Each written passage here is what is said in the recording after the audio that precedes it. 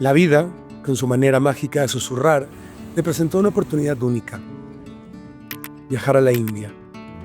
Era un llamado, uno que no podía ignorar. La primera etapa de este viaje me llevó a vivir en un monasterio tibetano en las faldas del majestuoso Himalaya. Ahí pude saborear el budismo. Conocí monjes cuya simpleza esconde una sabiduría infinita. Compartimos conversaciones profundas, viví su estilo de vida y fui testigo de ritos y tradiciones milenarias. La segunda etapa fue en Rishikesh, la capital mundial del yoga. En esta etapa quedé a solas, y algunas señales me llevaron a un ashram dirigido por Swamiji y Sadhvi, un indio y una californiana, a quienes tuve la fortuna de conocer de una manera privilegiada. Sumergirme en la meditación, participar en ceremonias como el Ganga Arti y conectar profundamente con la energía del amor fueron experiencias transformadoras. Por primera vez en mucho tiempo sentí que no necesitaba volver a casa, porque ya estaba ahí. Uno de los momentos más significativos de esta etapa fue entrevistar a Sadhvi, una mujer cuya historia tiene la fuerza de esas narraciones que quedan tatuadas en el corazón. Creció en Hollywood, California, y en la Universidad de Stanford. En 1996, Sadhvi dejó atrás esa vida para mudarse a un ashram en Rishikesh, India. Allí, junto al río Ganges, encontró su propósito. Desde entonces ha dedicado su vida al servicio desinteresado y la práctica espiritual bajo la guía de su santidad Puja Swami Sadhvi.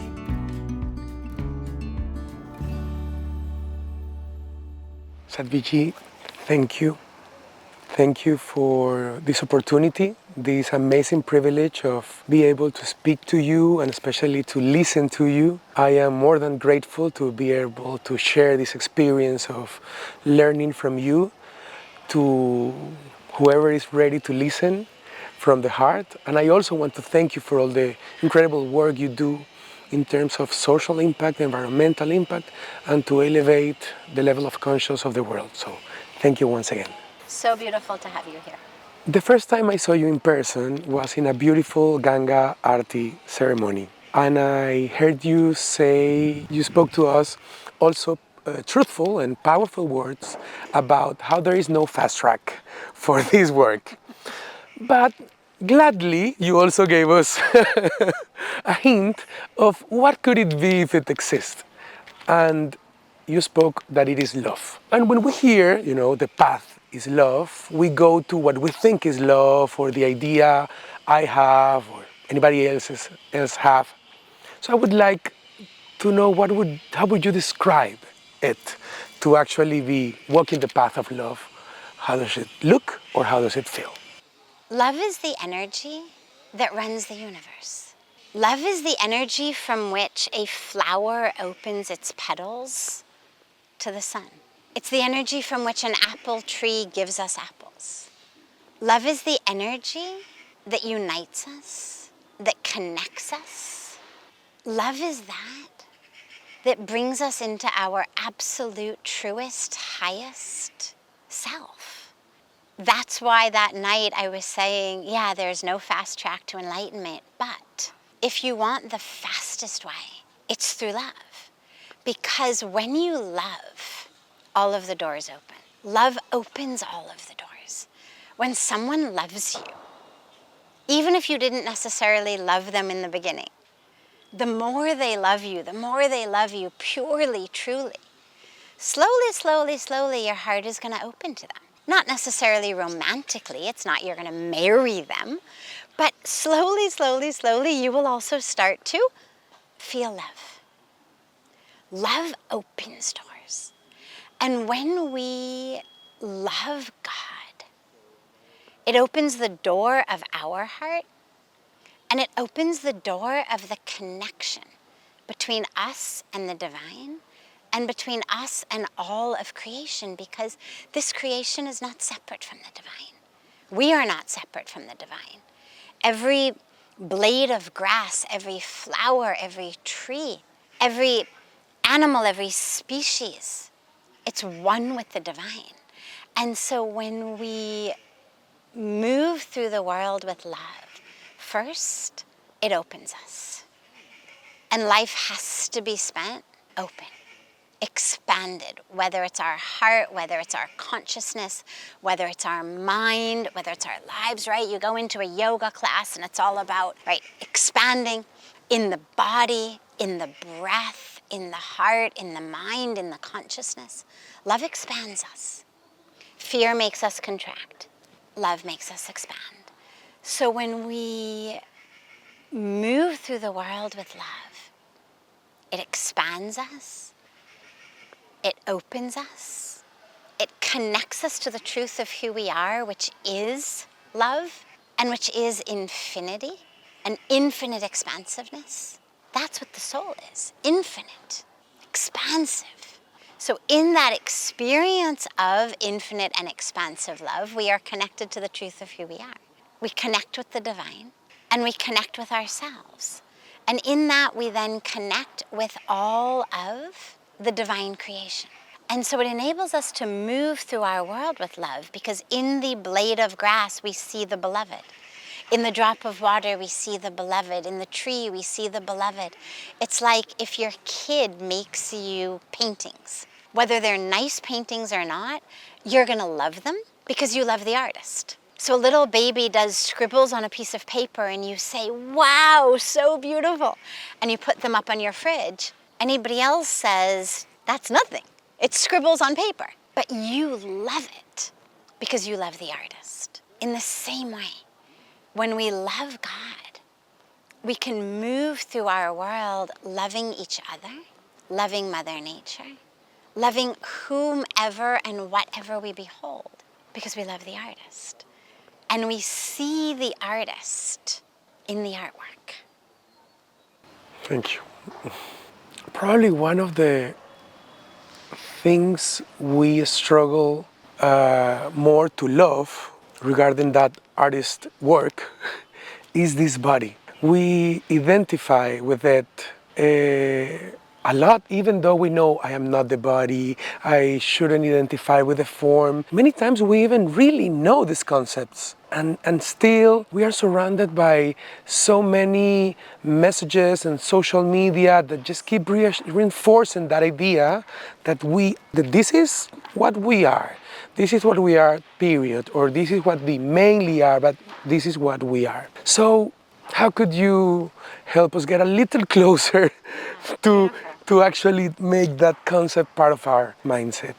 This is what I refer to as the Hollywood to the Himalayas mindset shift, because what you describe is the Hollywood mindset. The Hollywood mindset says you are your body. You are its size, its shape, its color, its history, where it's been, what it's done, what's happened to it, its bank account, its followers on social media, its roles, its relationships, all of that. And so we suffer. We suffer competition, jealousy, envy, feeling of not enoughness. We suffer an experience of lack, and we bring suffering to others through our competition, through greed, through oppression, through pushing people out of the way. And we bring suffering to Mother Earth through this never-ending, constant yearning to just consume more and own more and have more so that this body can feel bigger and bigger and bigger. If I just could have another pair of shoes, if I just could have another pair of jeans, another handbag, then I would feel full and happy. And all of what that is about trying actually to return to that state of expansiveness, that state of truth. But it doesn't work when you do it through anything other than spiritual practice. Accumulate all the shoes you want, accumulate all the handbags you want, build as big a house as you want, get as many millions of followers online as you want.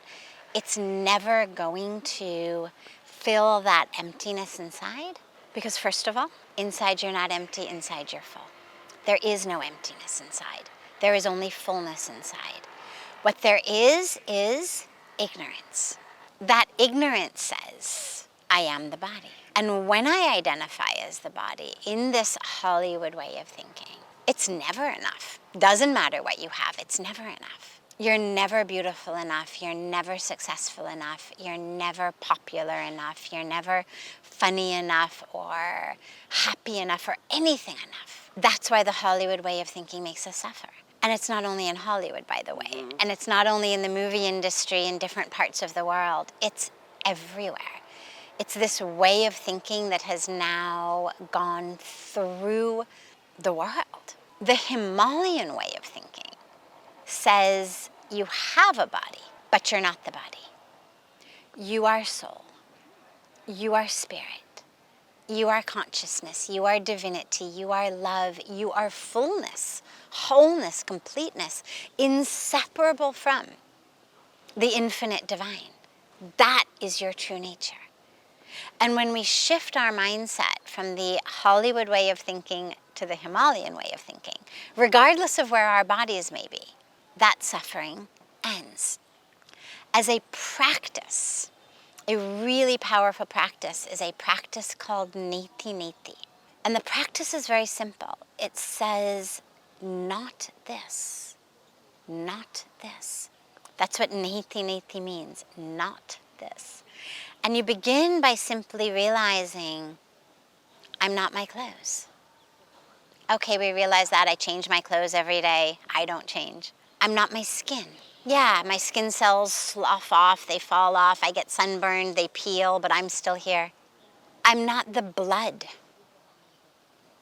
Give a blood donation, get a blood transfusion. I'm still here. Blood cells are constantly regenerating. And you go through layer by layer by layer of the body. And you realize I'm not my blood, I'm not my bones, I'm not my organs. Donate a kidney, I'm still here. Get my appendix removed, I'm still here, right? I'm none of that. And then slowly you start to go deeper and you recognize I am not neurotransmitters in my brain. I'm not serotonin, I'm not norepinephrine, I'm not dopamine, I'm not chemicals. I'm not electricity, I'm not an axon potential that's running down a myelin sheath down an axon. And when you realize that, then you realize I'm not my thoughts. I'm not my emotions. I'm not my memories. Because all of these things are just chemistry and electricity in our brain. They're all some combination of axon potentials running down the axon and a whole variety of different chemicals in the brain. But if we're not the chemistry and we're not the electricity, then we're not our thoughts, not our memories, not our emotions. So this practice of neti neti, not this, not this. The moment that you catch your reflection in, a mirror or a store window as you walk by, and the mind immediately goes, looking hot today, or, oh my God, you've gotten fat, or, nice pair of jeans, or, oh, ugly clothes. Whatever the mind says, good or bad, either way, you simply realize, neti neti, I am not this. Somebody says to you, oh, you are wonderful, you are so handsome, you are so sexy, you are the best. Neti neti, I am not this. Similarly, somebody says to you, you are stupid, you are awful, you are worthless. Neti neti, not this, not this. And you just keep repeating that for both the positive and the negative. And slowly, slowly, slowly, you will break that ignorant attachment to thinking you're the body. But we still have to take care of the body. In Hindi, we say, sharir ek mandir hai. The body is a temple. So take care of it, honor it, celebrate it. It is that through which we experience enlightenment. The body is the medium through which we experience consciousness. The medium through which we can sit to meditate. We can have a bath in Ganga. We can do a prayer. So the body is very important, but you just aren't it. Thank you. I think I just made a decision for my life, but that's a whole different conversation. Wonderful. Wonderful. You just said that the way to get out of that idea is the spiritual path. In South America, the spiritual path is very commonly related with guilt or victimization. I come from that, and I still have emotions like regarding that, like mad to be raised with those ideas, and I try to look at it with less judgment, but I'm still there. But my question actually is, how could a person recognize a spiritual path that is actually helpful? Beautiful. Yeah, guilt is toxic. Guilt is that actually prevents us from ever fully blossoming into the truth of who we are. I'm very anti-guilt. If you make a mistake, repent, have regret, because regret and repentance are around an action. I told a lie. Yeah, I should feel badly. Badly enough that I don't tell a lie in the future. But I shouldn't feel guilt. Guilt says who you are is a wrong person. And you will always be wrong. Like you have no hope. The way to find a true spiritual path is to allow yourself to experience inside, what path is it through which I expand? Because remember, expansiveness is our true nature. The truth of who you are is soul, is spirit, is consciousness, is divinity. It's not bound by this body. It's expansive. It is light. It is all of those things that God is. Because we've been created not just by the Creator, but of the Creator. So all of the characteristics of the divine, grace, light, peace, purity, perfection, wholeness, that is who you are. Any path that makes you feel less than that might not necessarily be a path you want to follow. You want to follow a path that enables you to touch and experience and know the very fullness and wholeness and completeness and perfection of yourself. Now, that being said, we are also here in human bodies with a human karmic incarnation. And in this human incarnation, as we refine our vehicle, our vessel, our channel, we work on ourselves. We work to become more honest, more compassionate, more clear, more mindful, more connected. And with that, absolutely, there are times that we act in ways that are unskillful, you could say, that are not helpful to our path or to the path of others. Times that we act selfishly.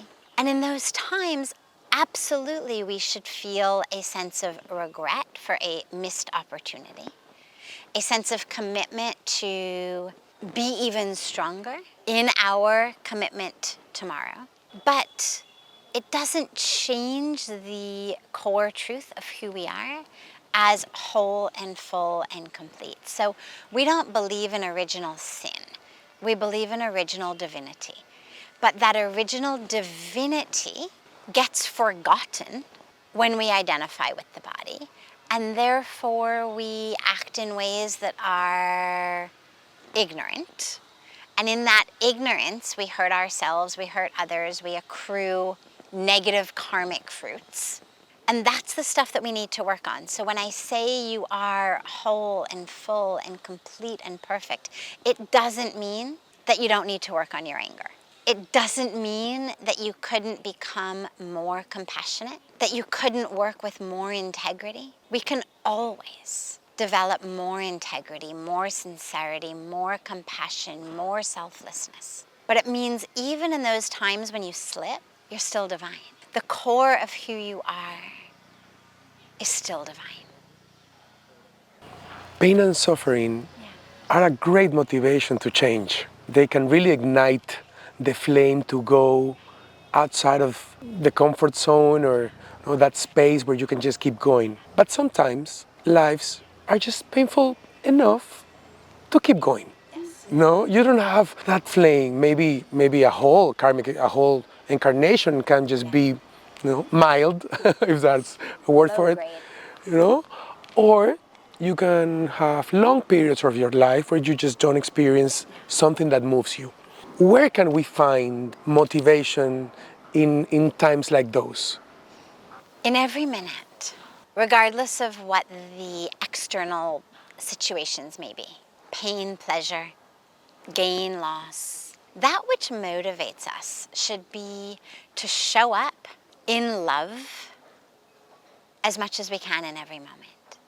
And it may not be a super successful, lucrative project that makes us, the CEO of a company, or that propels us into wealth or stardom or anything like that. It may be just buying a sandwich for the guy on the corner. It may be just picking a flower and giving it to somebody. It may be just giving someone the smile that they need, the ear that they need. It can be so many things. It could be watering a tree. It could be planting a tree. But the question, the motivation for life, should never be something that is only anchored in external achievement or attainment, because these things come and go. Even if I achieve it and attain it, well, then it's over, right? I mean, I work really hard for the exam. Best case scenario, I get an A. But then the exam's over. So then I'm still, again, searching for motivation. So the motivation should never be only from something outside, or my motivation is going to go up and down like this, right? I'm super motivated to do something. I get it. Wonderful. But then again, I'm not motivated anymore. So whether I achieve it or I don't achieve it, the motivation goes away. That which motivates us needs to be from inside, which is, why have I been given this life? And what am I supposed to be doing with this moment and this breath? And the clearest call to action that I know is show up in love, show up in truth, your fullest truth, not the truth of, yeah, that dress makes you look fat. The highest, deepest truth, which is love. And just ask yourself in every moment, how can I show up in love in this moment?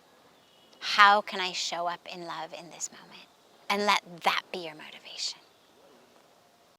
That actually connects with the question I am going to ask next. And it's a very personal question in a way, because I've done a lot of environment work.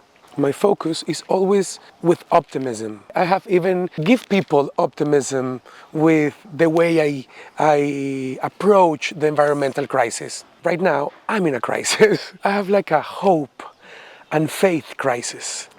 I feel it's kind of not making total sense for me now.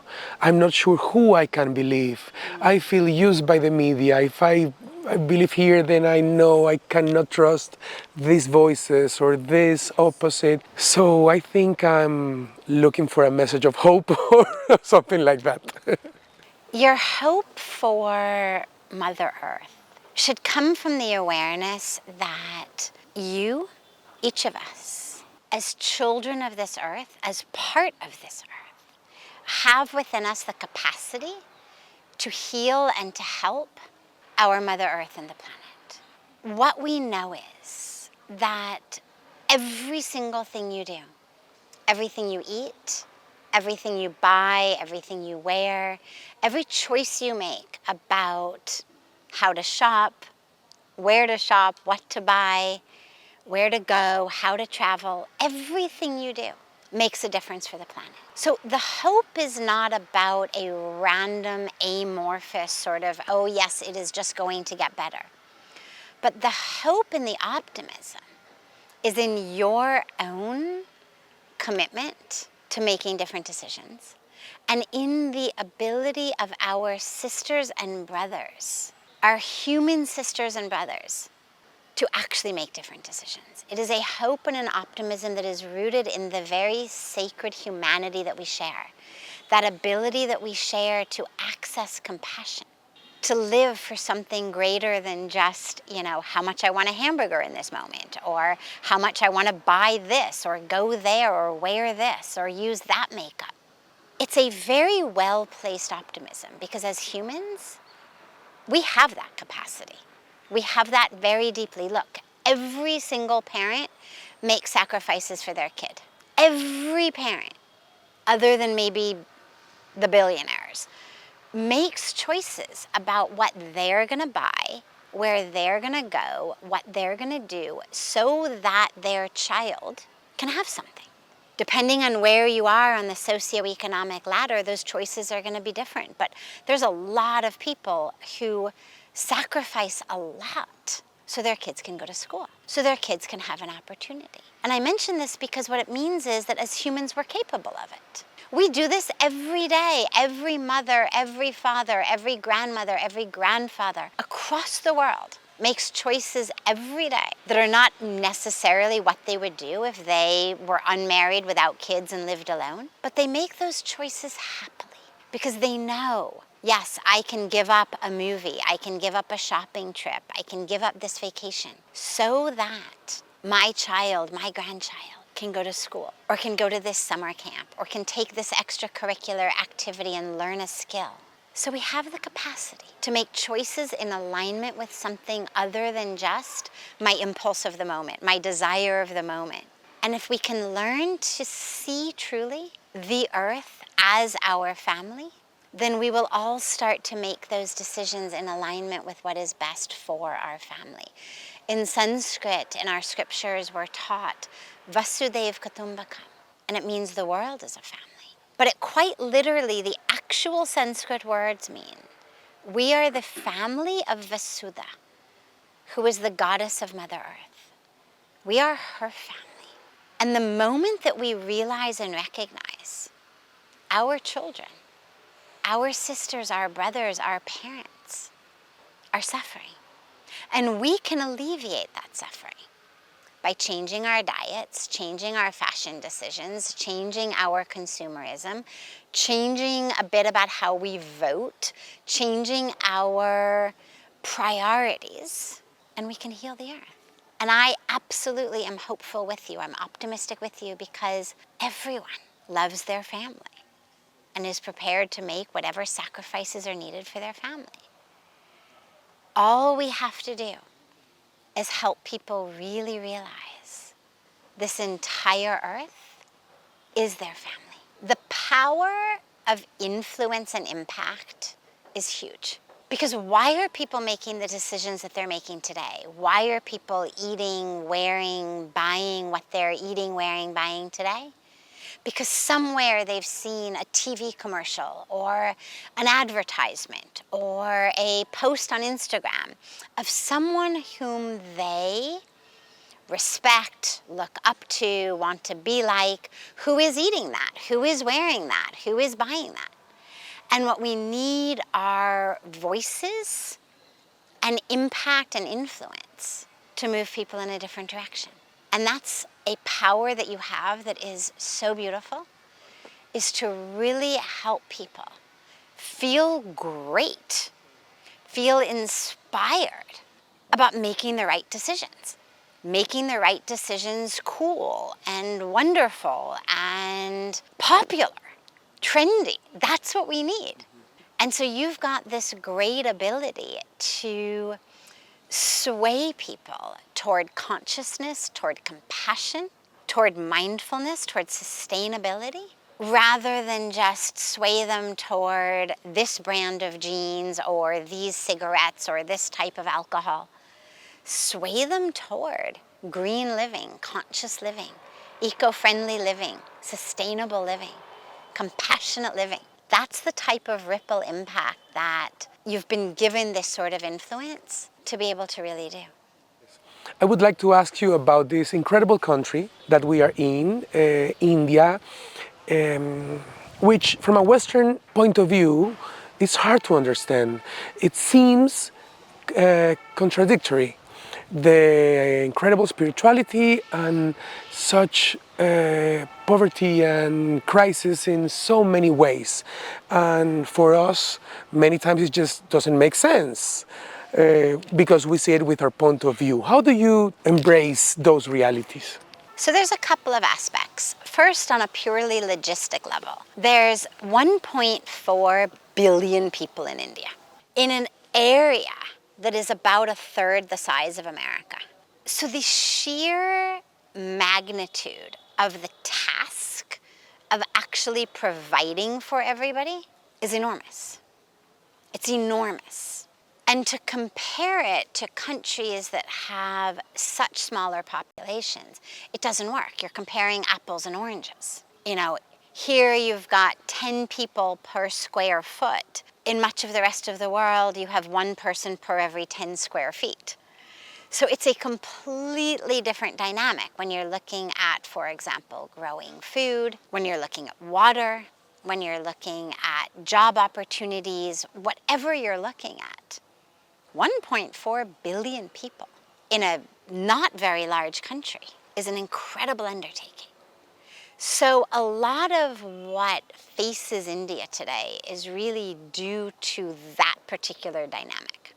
Spiritual aspect of India, which is so incredibly helpful on spiritual levels, on emotional levels, on psychological levels, on mental levels, on every level, can be a bit of a dilemma sometimes also with these sorts of things, because we have such a deep belief in the perfection of the universe, such a deep belief in the law of karma and destiny, that sometimes people can be less than motivated to make a change because there's a bit of a sense of it's all God's plan.